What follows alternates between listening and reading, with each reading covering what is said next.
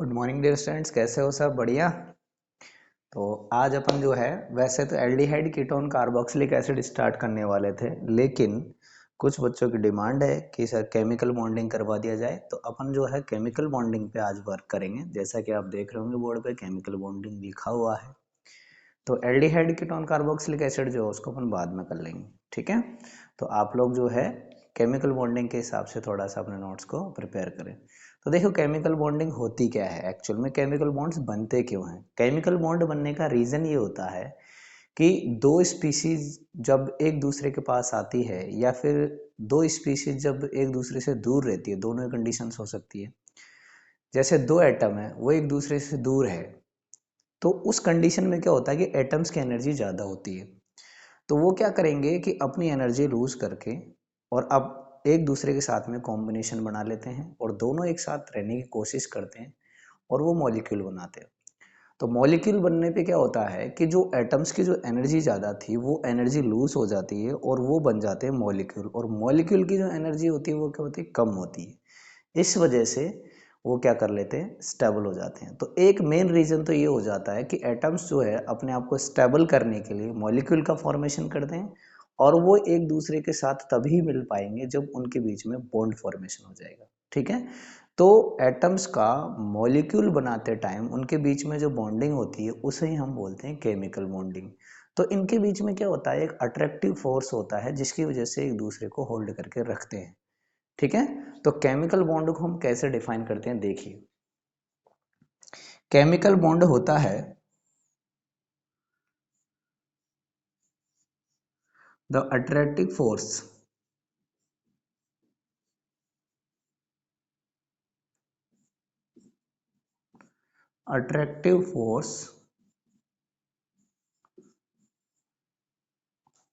Which hold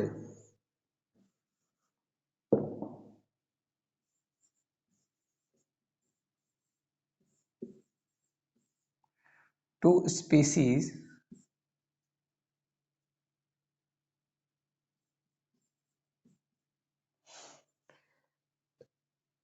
like atoms और ions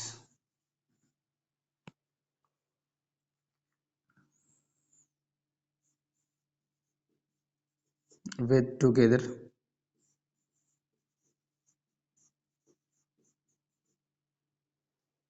the attractive force which two species like atoms or ions with together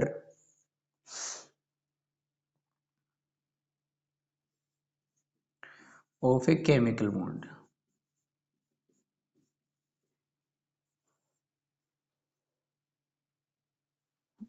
रुकिए एक second, ये disturb हो रहा है कैमरा। चलो ठीक है। तो हम पढ़ रहे थे केमिकल बॉन्ड की डेफिनेशन, अपन देख रहे थे। तो केमिकल बॉन्ड की डेफिनेशन ये है, the attractive force which hold two atoms ions etcetera of a chemical species is called chemical bond. मतलब कोई केमिकल स्पीसी है, उसके दो एटम्स रह सकते हैं, दो आयंस हो सकते हैं। कोई भी केमिकल स्पीसी है, उसके दो एटम्स भी हो सकते हैं, दो आयंस भी हो सकते हैं। तो वो फोर्स जो इन दो एटम्स या आयंस को क्या करता है, होल्ड करके रखता है, ठीक है। इसे हम क्या बोलते हैं, केमिकल बॉन्ड बोलते हैं। अब देखिए केमिकल बॉन्ड बनता क्यों है। सबसे पहला जो क्वेश्चन है वो ये बनता है कि केमिकल बॉन्ड बनता क्यों है। Why chemical bond is formed. Chemical bond बनता क्यों है। तो केमिकल बॉन्ड बनने का रीजन मैंने अभी अभी आपको बताया कि केमिकल बॉन्ड बनने का एक ही रीजन है मेन, तो कि जो एटम्स होते हैं वो क्या करते हैं, अपने आप को स्टेबल करने की कोशिश करते हैं। और ये स्टेबल क्यों होते हैं, क्योंकि एटम्स की एनर्जी ज़्यादा होती है और मॉलिक्यूल की एनर्जी क्या होती है, कम होती है। आगे बात समझ में। तो इसका आंसर जो है हमारे सामने एक तो ये आता है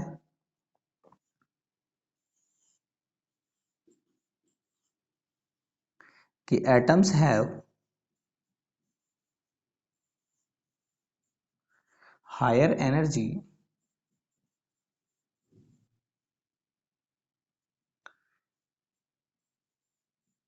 then molecules.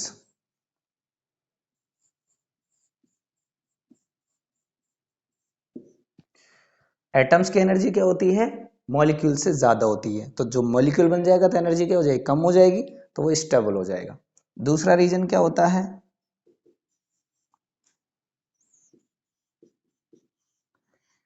Atoms attain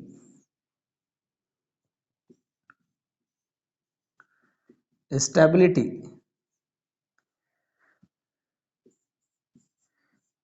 bye formation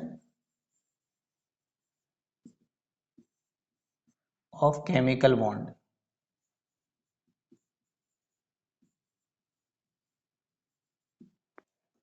बात समझ में आ गई आप लोगों के, कि एटम जो है वो क्या करते हैं, स्टेबिलिटी अटेन कर लेते हैं, क्या करके, मॉलिक्यूल्स फॉर्मेशन करके।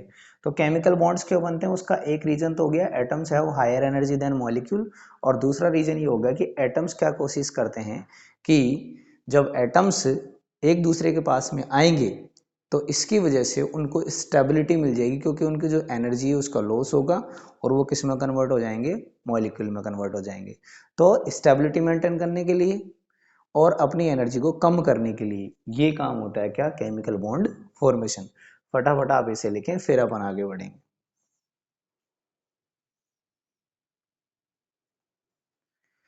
चलो इतना समझ में आ गया आप लोगों के कि एटम्स क्यों बनते हैं, रीजन क्या है और केमिकल बॉन्ड क्या होता है। अब इनके बनने का जो प्रोसेस है उसको थोड़ा समझते हैं कि एक्चुअल में होता क्या है। देखिए मैं दो एटम्स की हेल्प से इस बात को आपको समझाने की कोशिश कर रहा हूँ, फिर अपन डिस्टेंस और पोटेंशियल एनर्जी के बीच में ग्राफ बना के भी देखेंगे कौन सी ऐसी कंडीशंस आती है जिनमें बॉन्ड फॉर्मेशन होता है। देखिए क्या होता है, जैसे हमारे पास में ये एक एटम है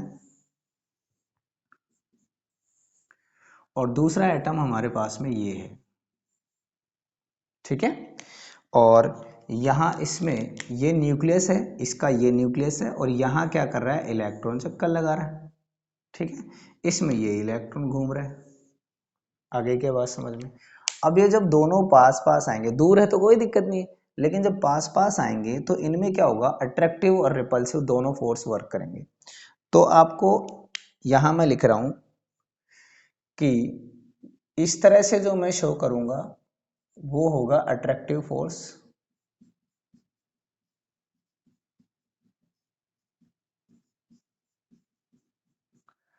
और इस तरह से जो मैं शो करूंगा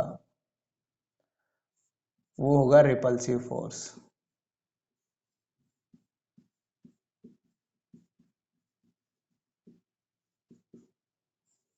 ठीक है,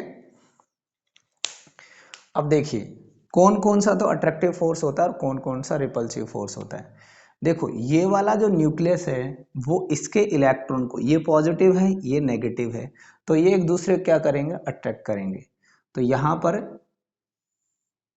ये और यहाँ पर ये एक दूसरे को क्या करेंगे, अट्रैक्ट करेंगे। क्लियर है। इसी तरह इसका न्यूक्लियस और इसका इलेक्ट्रॉन एक दूसरे को क्या करेंगे, अट्रैक्ट करेंगे। ठीक है, तो दो तो क्या हो गए, अट्रैक्टिव फोर्स। किस किस के बीच में, अट्रैक्टिव फोर्स जो है, यदि मैं बात करूं,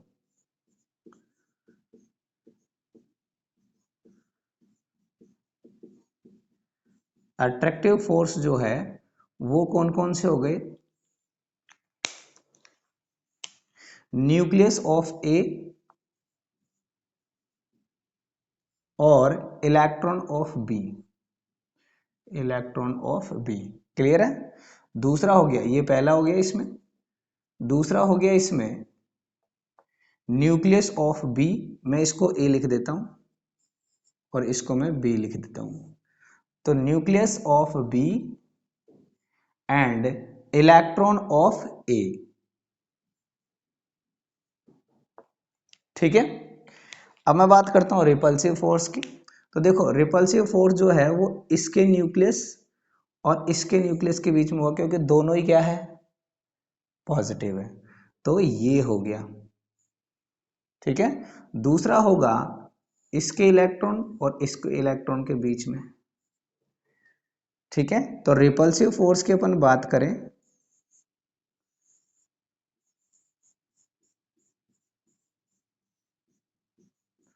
रिपल्सिव फोर्स की आप बात करोगे तो किस किस के बीच में होता है, ये बी हो गया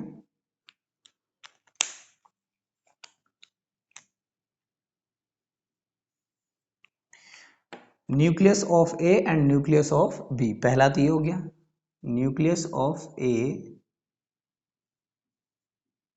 एंड न्यूक्लियस ऑफ बी, और दूसरा हो गया electron of A and electron of B. ठीक है, अब इसमें क्या हो रहा है कि दोनों ही फोर्स वर्क कर रहे हैं, अट्रैक्टिव भी कर रहे हैं और रिपल्सिव भी कर रहे हैं। अब एक बात बताओ, जब रिपल्सिव फोर्स वर्क करेंगे तो क्या दोनों पास आ पाएंगे? नहीं आ पाएंगे। ठीक है, एक ऐसी कंडीशन आएगी जहां पर अट्रैक्टिव फोर्स जो है वो डोमिनेट कर जाएगा, इफेक्टिव हो जाएगा किस पे? रिपल्सिव फोर्स में, और वही कंडीशन जो है वो बॉन्ड फॉर्मेशन के लिए फेवरेबल है। इसका मतलब आपको ध्यान क्या रखना है? आपको ध्यान ये रखना है कि व्हेन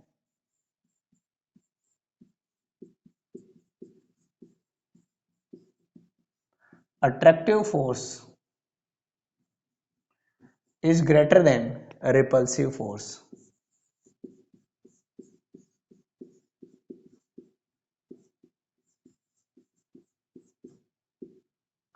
यदि ये कंडीशन आ जाती है, अट्रैक्टिव फोर्स जो है वो ज्यादा होता है किससे? रिपल्सिव फोर्स से, तभी क्या बनेगा? बॉन्ड फॉर्मेशन होगा। बात समझ में आ गई? अट्रैक्टिव फोर्स जो है वो रिपल्सिव फोर्स से क्या हो जाएगा? ज्यादा हो जाएगा। उस केस में ही क्या बन सकता है? बॉन्ड फॉर्मेशन हो सकता है, अदरवाइज नहीं हो सकता। अब इसको मैं आपको एक ग्राफ की हेल्प से समझा रहा हूं। तो देखिए, अपन यहां पर एक ग्राफ ले रहे हैं।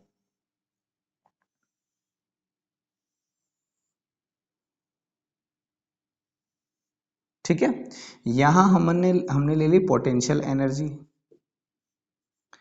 और यहां हमने ले ली डिस्टेंस।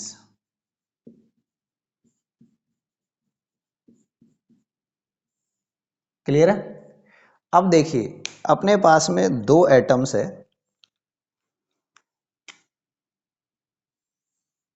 एक एटम ये है, एक एटम ये है। ठीक है, ये ए हो गया और ये बी हो गया। ठीक है, ऐसे ही बना दो, नहीं दो दो एटम दिखेंगे आपको, टेंशन में आ जाओगे। अब ये क्या कर दिया यार, ये हो गया ए एटम, ये हो गया बी एटम। अब ये दोनों क्या है कि इनका जो डिस्टेंस है वो इतनी है। ठीक है, इस केस में क्या होगा? इस केस में जो अट्रैक्टिव फोर्स है वो ज्यादा होगा कंपैरिजन टू रिपल्सिव फोर्स। भाई दूर दूर है तो अट्रैक्शन तो ज्यादा रहेगा, रिपल्शन तो होएगा ही नहीं। तो ये जो कंडीशन है, इस कंडीशन में क्या है? इस कंडीशन में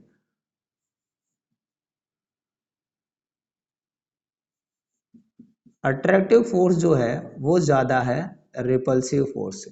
इनिशियल कंडीशन की मैं बात कर रहा हूं। अब जब ये धीरे धीरे पास में आएंगे, जब ये धीरे धीरे पास में आएंगे तो अब रिपल्सिव फोर्स बढ़ेगा। भाई ये एक एटम ये है, एक एटम ये इस कंडीशन पे है, तो इस कंडीशन पे कोई फोर्स वर्क नहीं कर रहा। थोड़ा आया तो अट्रैक्टिव फोर्स वर्क करेगा, थोड़ा और पास आएंगे तो अब रिपल्सिव फोर्स भी वर्क करने लगेगा, क्योंकि न्यूक्लियस पास आ रहे हैं दोनों के न्यूक्लियस पास आएंगे तो दोनों में क्या होगा? रिपल्सिव फोर्स और अट्रैक्टिव फोर्स में दोनों का इफेक्ट बढ़ेगा। तो ऐसे होगा कि धीरे धीरे जब ये आएगा तो ये कुछ इस तरह से चलेगा।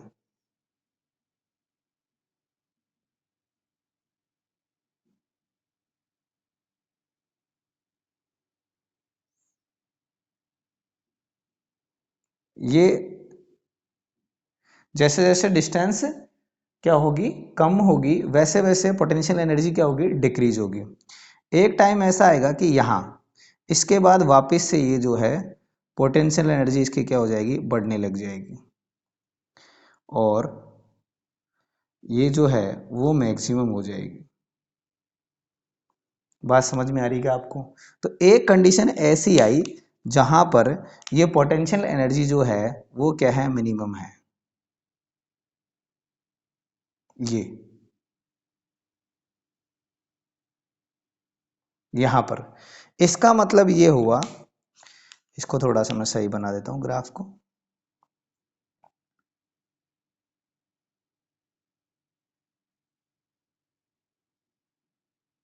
ठीक है, अब यहां पर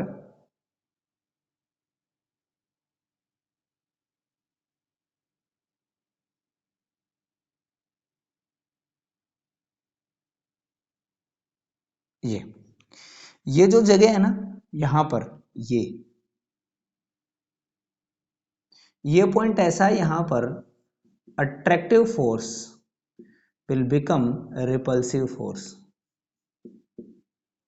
और जब दोनों फोर्स बैलेंस हो जाएंगे तो अब एटम एक दूसरे के साथ रुक सकते हैं। आगे बात समझ में? तो ये जो कंडीशन होती है ये होती है बॉन्ड एनर्जी। ये जो कंडीशन है ये क्या है? Bond energy. और यहां आके बॉन्ड फॉर्मेशन हो रहा है, तो ये जो पॉइंट है, ये वाला पॉइंट, ये हो गया आपका बॉन्ड लेंथ। क्लियर है? अब इसके बाद जैसे जैसे हम और ऊपर जाएं, जैसे जैसे और पास आएंगे, तो देखो इस पॉइंट के बाद यहां तो बॉन्ड फॉर्मेशन हो गया, यहां तो क्या हो गया, ये एटम और ये एटम ए एंड बी एक दूसरे के साथ जुड़ गए। क्लियर है? लेकिन अब ये और पास आएंगे तो देखो इनको न्यूक्लियस क्या होंगे, और ज्यादा पास आएंगे। तो अब यहां पर कंडीशन ये हो जाएगी कि जो एटम्स है वो कुछ इस तरह से हो जाएंगे, और ज्यादा पास आ गए। अब और ज्यादा पास आएंगे तो इस कंडीशन में क्या हो जाएगा कि रिपल्सिव फोर्स जो है वो ज्यादा हो जाएंगे। किससे? अट्रैक्टिव फोर्स से। और इस केस में पोटेंशियल एनर्जी क्या हो जाएगी? इंक्रीज हो जाएगी। और एनर्जी इंक्रीज होना बॉन्ड फॉर्मेशन के लिए फेवरेबल नहीं है, एनर्जी का कम होना जरूरी है। आ गई ये बात समझ में? तो यहां देखिए, शुरू में मैं वापस से इस ग्राफ को समझा रहा हूं कि दो एटम थे, इनफ डिस्टेंस पे थे, कोई दिक्कत नहीं थी। तो यहाँ पर अट्रैक्शन फोर्स ज़्यादा था रिपल्सन फोर्स से। अब जैसे जैसे ये दोनों पास आए वैसे वैसे इनकी पोटेंशियल एनर्जी क्या हो गई? डाउन हो गई। तो एनर्जी डाउन होगी तो एक टाइम ऐसा आएगा जहाँ पर ये जो बैलेंस डिस्टेंस होगी, यहाँ जब एक दूसरे से मिल जाएंगे तो अट्रैक्टिव फोर्स इक्वल हो जाएगा रिपल्सिव फोर्स के। इसी कंडीशन को बोलते हैं बॉन्ड एनर्जी। यहाँ जो हमको मिली है एनर्जी वो क्या है? Bond energy. अब ये और ज़्यादा पास आएंगे, तो और ज़्यादा पास आएंगे तो भाई ऐसा तो है ही नहीं कि बिल्कुल आगे चिपक जाएंगे। क्लियर है ना? तो यहाँ पे क्या होगा कि इनकी एनर्जी फिर ज़्यादा बढ़ने लग जाएगी, क्योंकि दोनों के न्यूक्लियस पास आ जाएंगे। और दोनों के न्यूक्लियस पास आएंगे तो अब क्या होगा कि न्यूक्लियस, एक का न्यूक्लियस और दूसरे का न्यूक्लियस एक दूसरे क्या करेंगे? रिपल करेंगे। आ गई बात समझ में? और रिपल्सन के केस में क्या हो गया? अब एनर्जी वापस बढ़ेगी, तो इसलिए फिर ये एनर्जी जो है वो लेवल क्या हो जाएगा? इंक्रीज हो जाएगा। तो एनर्जी का लेवल क्या हो गया? इंक्रीज हो गया, जो बॉन्ड फॉर्मेशन के लिए फेवरेबल नहीं है। ठीक है, फटाफट आप इसे लिखें, फिर अपन आगे बढ़ेंगे।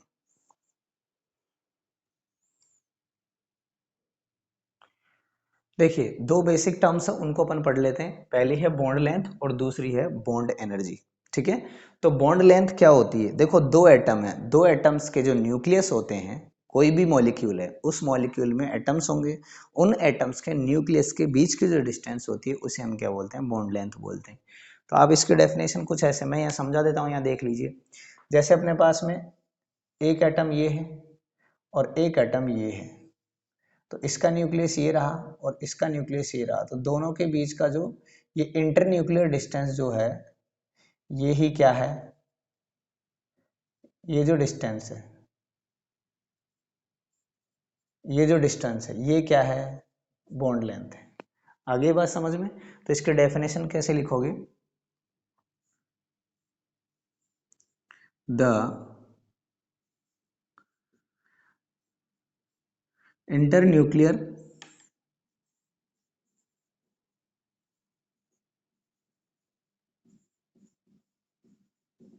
Distance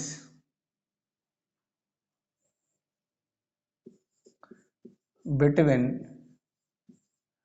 to atoms in a molecule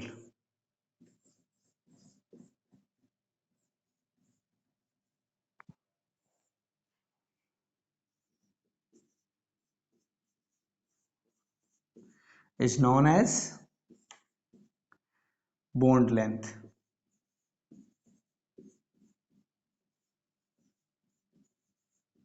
ठीक है, कोई दिक्कत इसमें?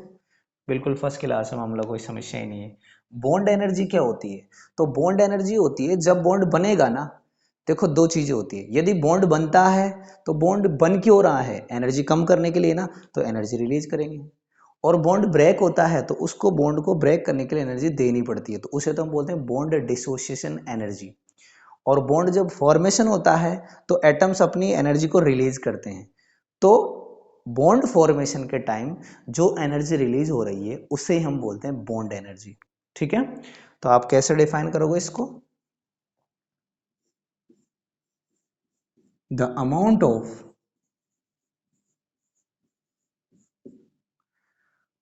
Of energy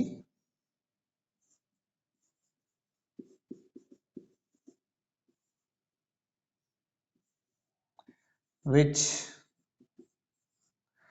released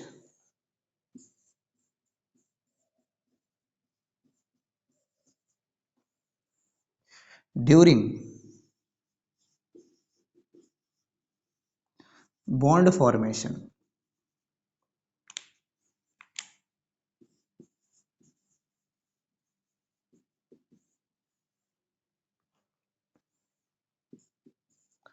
is known as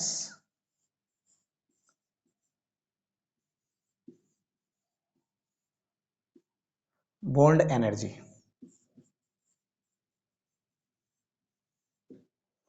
आ गई आप लोगों को बात समझ में? द बॉन्ड लेंथ क्या होती है? जो मॉलिक्यूल में एटम्स है उनके न्यूक्लियस के बीच की जो डिस्टेंस है उसे हम क्या बोलते हैं? बॉन्ड लेंथ बोलते हैं। और बॉन्ड एनर्जी क्या होती है? जब बॉन्ड बनेगा तो कुछ अमाउंट ऑफ एनर्जी क्या होगा? रिलीज होगा, उसे हम क्या बोलेंगे? बॉन्ड एनर्जी बोलेंगे। फटाफट इससे लिखें, फिर अपन एक्चुअल में जो बॉन्ड्स होते हैं उनके बारे में पढ़ेंगे, कौन कौन से बॉन्ड हो सकते हैं।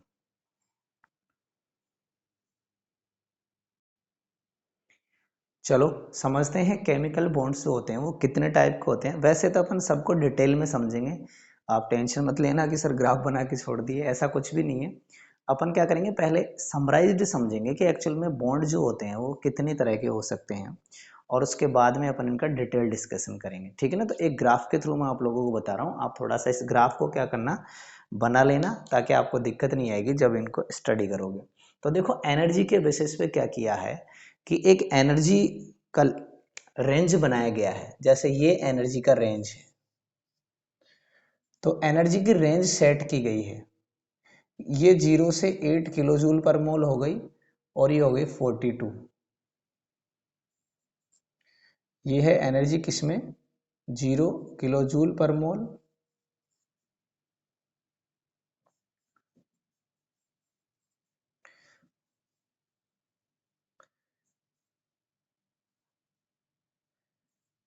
किलो जूल पर मोल। ठीक है, तो इस रेंज में क्या है, कुछ बॉन्ड जो होते हैं उनकी एनर्जी इतनी होती है, कुछ ऐसे होते हैं जिनकी एनर्जी इतनी होती है, और कुछ ऐसे होते हैं जिनकी 42 किलो जूल से ज्यादा होती है। ठीक है, तो इनमें जो आते हैं, ये जो रेंज है इनमें आते हैं वीक वीक बॉन्ड्स, और यहां जो आएंगे वो आएंगे स्ट्रॉन्ग बॉन्ड्स। ठीक है, अब इस रेंज को मैं आपको यहां बता रहा हूं। ठीक है, तो यदि bond energy, if bond energy is greater than or equal to 42 kilojoule पर मोल, कंडीशन क्या है कि बॉन्ड एनर्जी जो है वो इनकी क्या होगी? 42 किलोजूल पर मोल होगी, या इससे ज्यादा हो सकती है। क्लियर है? यानी इतनी एनर्जी जो है वो रिलीज होती है। तो देखिए क्या है यहाँ पे, कौन कौन सा बॉन्ड इसमें हो सकता है। पहला बॉन्ड होता है जो होता है आयनिक बॉन्ड।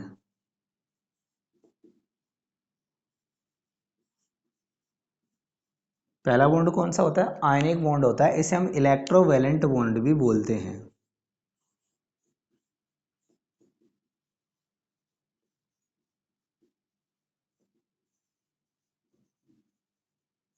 तो पहला बॉन्ड क्या ध्यान रहेगा आपको? आयनिक बॉन्ड ध्यान रखना है। सेकंड देखते हैं, पढ़ रखा है वैसे आप लोगों ने ये। सेकंड है कोवलेंट बॉन्ड।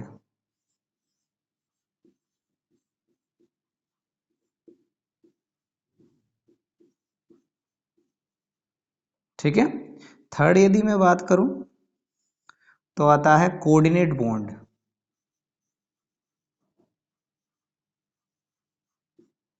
कोऑर्डिनेट बॉन्ड, इसे हम डेटिव बॉन्ड ही बोलते हैं। क्या बोलेंगे इसको? Dative bond. ठीक है। और फोर्थ है मेटालिक बॉन्ड।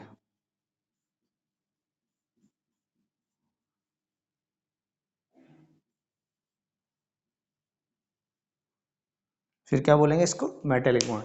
तो मेरे हिसाब से आपको ये बात समझ में आ गई होगी कि आयनिक बॉन्ड जो होते हैं, ये ionic bond, covalent bond, coordinate bond और मेटालिक बॉन्ड्स, ये किसके अंदर आते हैं? स्ट्रॉन्ग बॉन्ड की कैटेगरी में।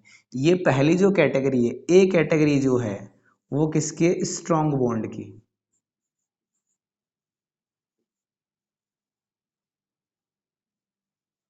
और इस ए कैटेगरी में कौन कौन आते हैं? ये सभी बॉन्ड आते हैं। कौन कौन सा? आयनिक या electrovalent bond, covalent bond, coordinate bond या डेटिव बॉन्ड और मेटालिक बॉन्ड। इतना समझ में आ गया? आगे बता दें? चलो देखो, अब बात करते हैं अपन वीक बॉन्ड्स की। किसकी करते हैं? ये तो स्ट्रॉन्ग थे, ये है आपके वीक बॉन्ड।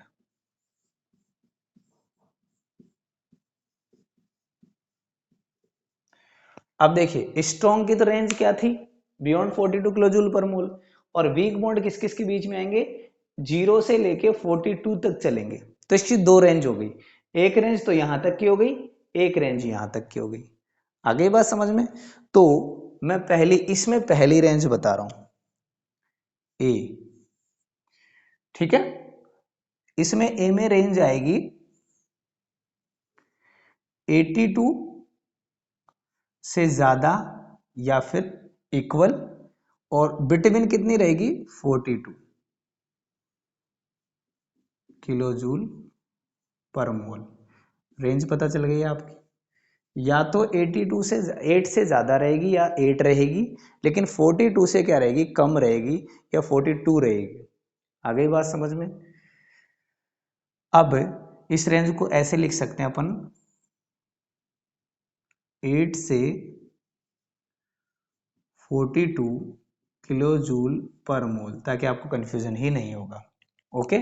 इसमें कौन से आते हैं? इसमें दो ही आते हैं। दो क्या है? तो एक ही, उसके दो टाइप है।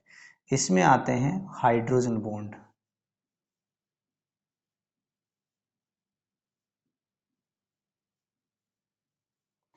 और ये बेसिकली दो तरह के होते हैं, इसलिए मैं आपको बोला था। ठीक है ना? ये एक होता है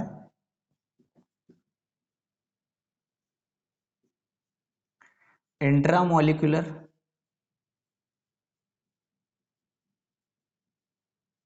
एच बॉन्ड, और दूसरा है intermolecular H bond.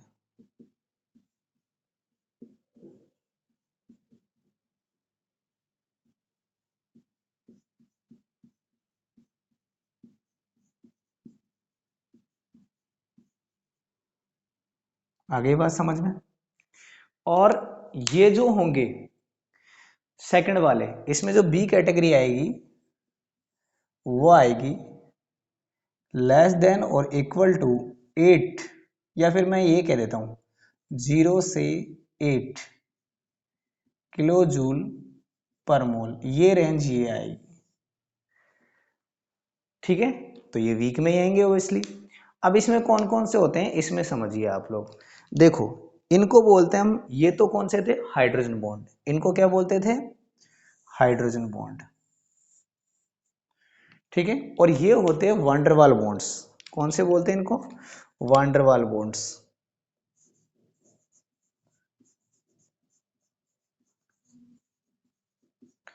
Bonds, van der Waal bond. अब ये बेटा अलग अलग तरह के होते हैं, आप थोड़ा सा इसमें ध्यान देना। इसमें पहली कैटेगरी होती है dipole dipole, DP DP force.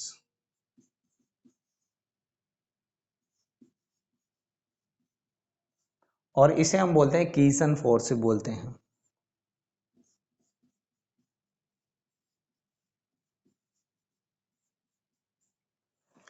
Clear है? तो डीपी का मतलब होता है क्या, dipole dipole force. Okay, second होता है इसमें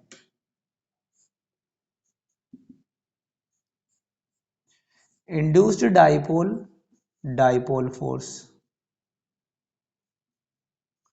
और इसको हम बोल सकते हैं डिबाई फोर्स।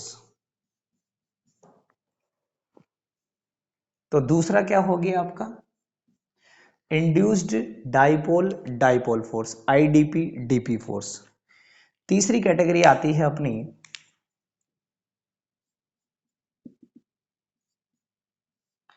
जिसे हम बोलते हैं आईडीपी आईडीपी फोर्स, यानी कि induced dipole force, induced dipole force. तो ये हो गया induced dipole versus induced dipole force, और इसे हम बोलते हैं लंदन फोर्स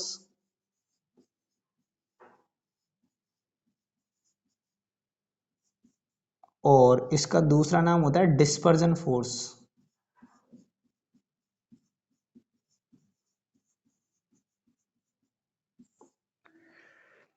क्लियर है, बात समझ में आ रही है?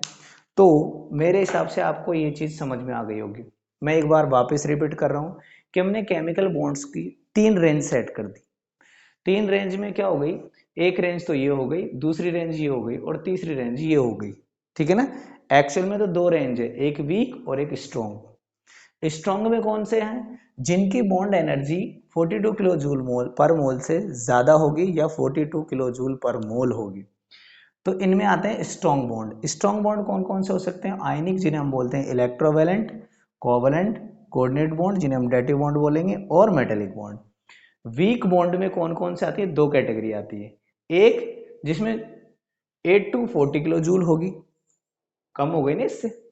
इनमें आते हैं हाइड्रोजन बॉन्ड, ये दो होते हैं, एक होते हैं इंटरमोलिकुलर और एक तो होते हैं इंट्रामोलिकुलर और एक होते हैं इंटरमोलिकुलर। इसको अपन डिटेल में समझें, कोई दिक्कत नहीं। फिर यहां पर इसमें वीक मोड में सेकंड कैटेगरी आती है 0 टू 8 किलो जूल पर मोल वाली। तो इसमें होते हैं वांडरवाल बॉन्ड्स बोलते हैं इनको। इनको कौन से बोलेंगे, वांडरवाल। इनमें पहला होता है डीपी यानी डाइपोल डाइपोल फोर्स, ठीक है, और इसे कीसन फोर्स भी बोलते हैं।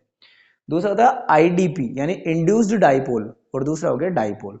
तो इंड्यूस्ड डाइपोल डाइपोल फोर्स ये होता है Debye force.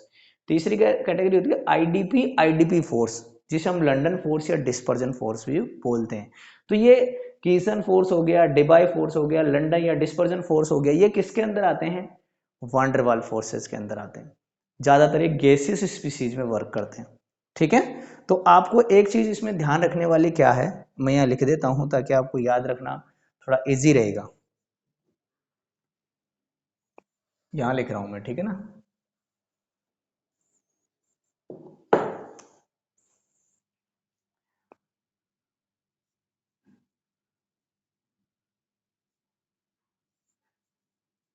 Ion dipole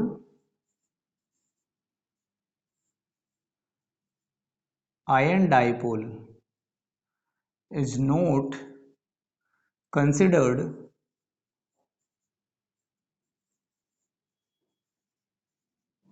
as van der Waal force।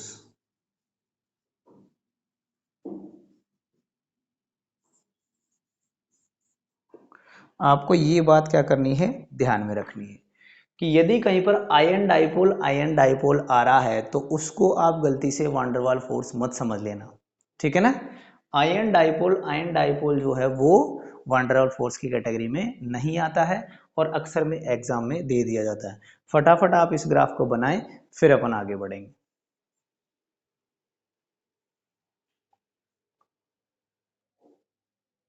चलो अब अपन बात करते हैं आयनिक बॉन्ड की। वैसे तो आप लोगों ने आयनिक बॉन्ड जो है उसके बारे में सुन रखा है, लेकिन अपन अब इसको डिटेल डिस्कशन करेंगे। ठीक है ना, समझिए। आयनिक बॉन्ड जो है, फटाफट नोट्स भी बनाएं, साथ के साथ बनाते जाएं, बाद में नहीं बनेंगे, ठीक है ना, आलस नहीं करने। आयनिक बॉन्ड क्या होता है, आयनिक बॉन्ड बनता है this bond is formed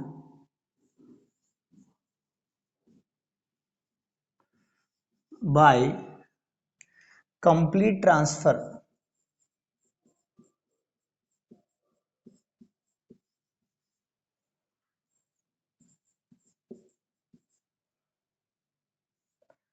complete transfer of electrons from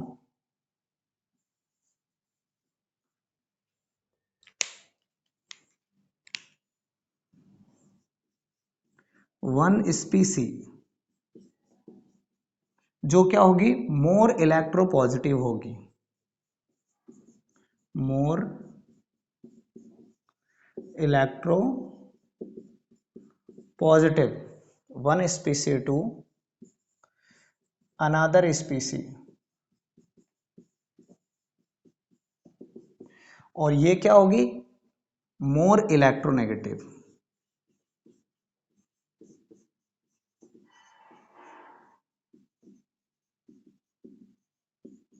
ये क्या होगी, मोर इलेक्ट्रोनेगेटिव।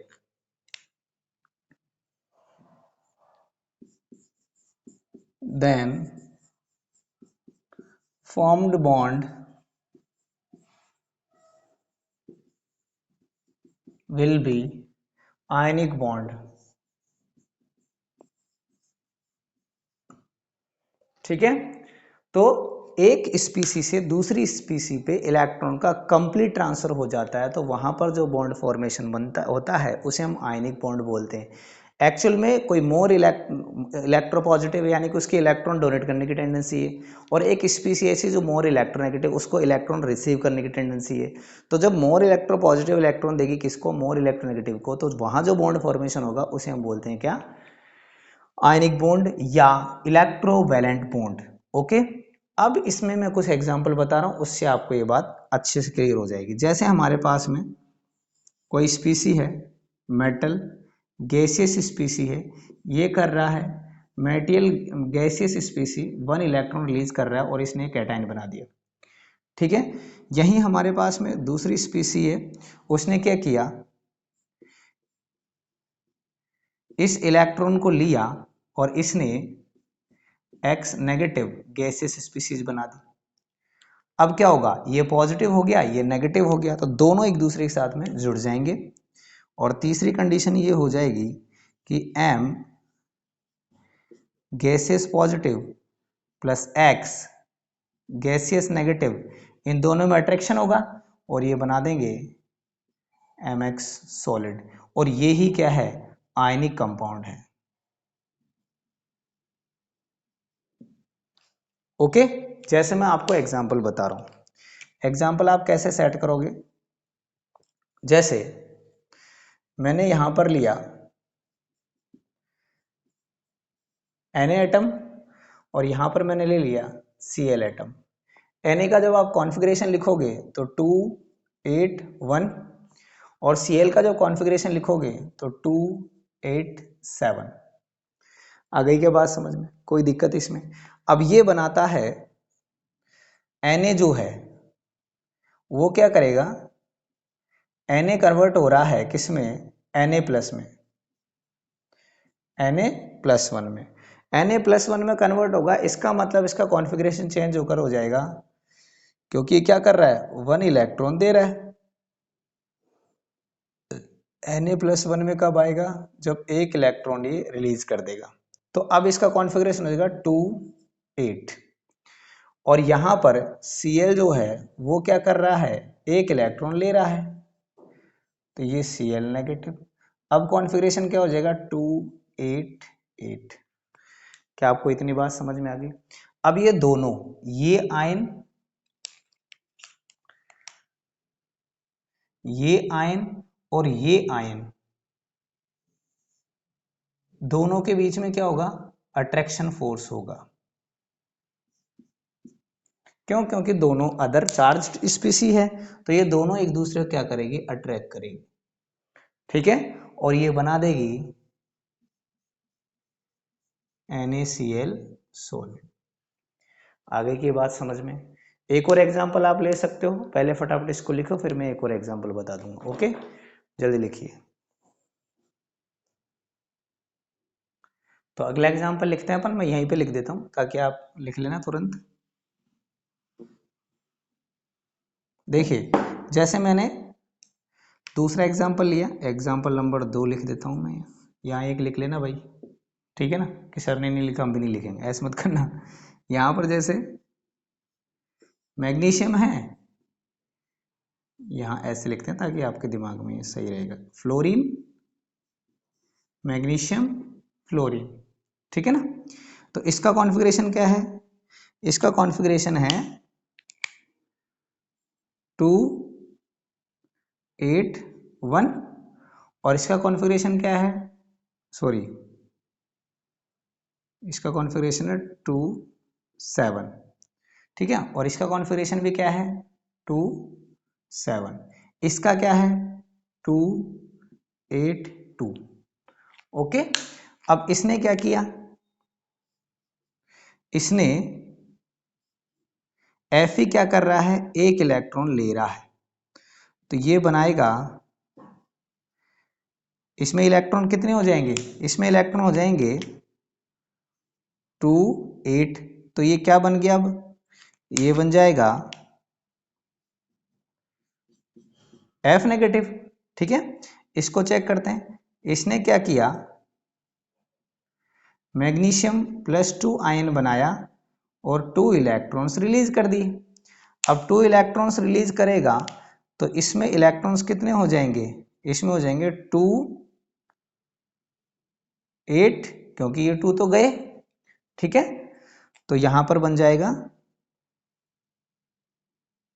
यहां पर बन जाएगा मैग्नीशियम +2, ठीक है। अब जो काम इसने किया था वो ये करेगा, ये करेगा, तो यहां क्या हो जाएगा, F जो है वो क्या कर रहा है, इलेक्ट्रॉन ले रहा है, तो ये यहां पर बनाया था